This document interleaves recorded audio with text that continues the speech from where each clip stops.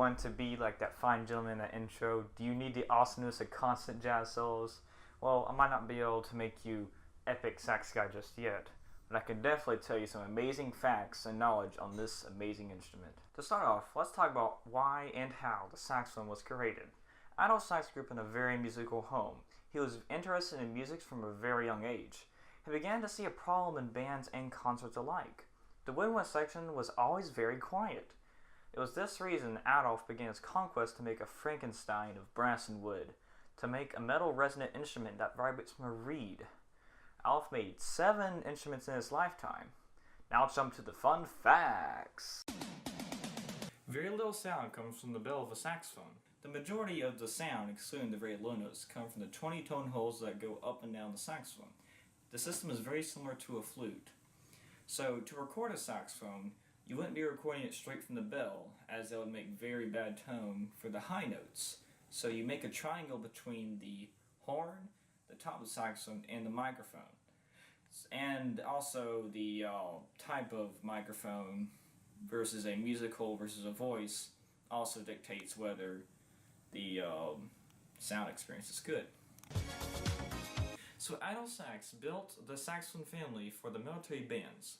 The reason why this was because while the upper sections were needed for the harder pieces to play, they were not as loud as the lower sections.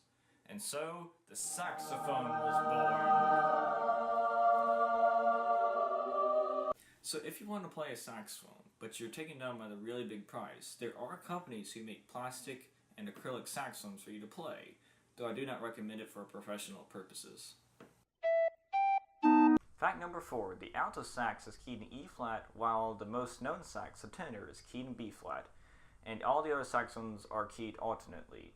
The only difference between each saxophone is the range that they play, so while a baritone sax plays the bass clef, the alto and soprano always play the treble clef, because that's what their voices are. Fact number 5.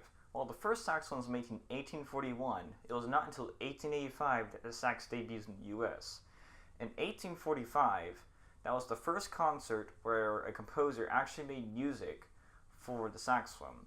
If you hear a saxophone playing Greensleeve, it's not made for the saxophone. It's been the alto voice for an alto saxophone transposed to the saxophone. So it's not the real deal unless you get later on to maybe the jazz and possibly the neoclassical.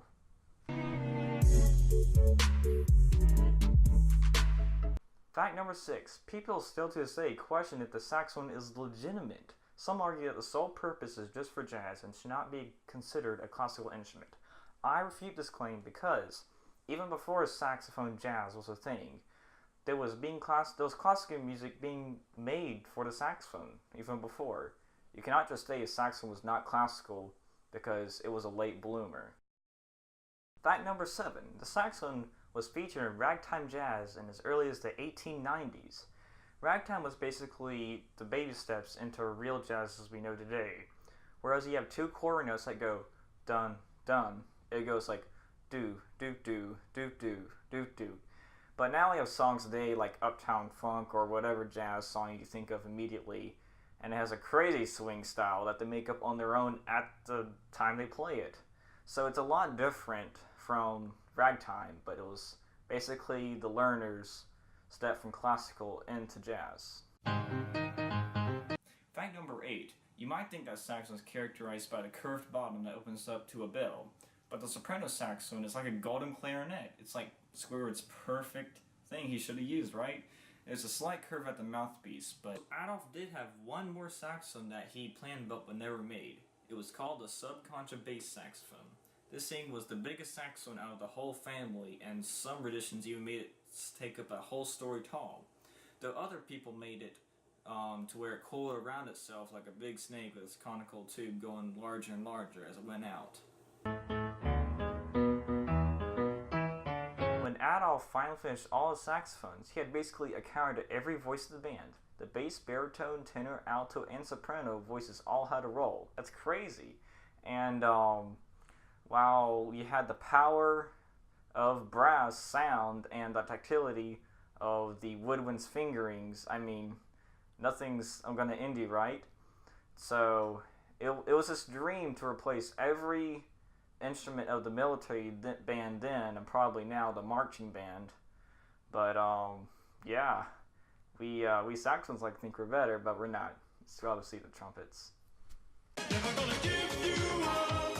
Fact number 10. The saxophone breaks down into usually 3 pieces: the mouthpiece, the neck, and the body.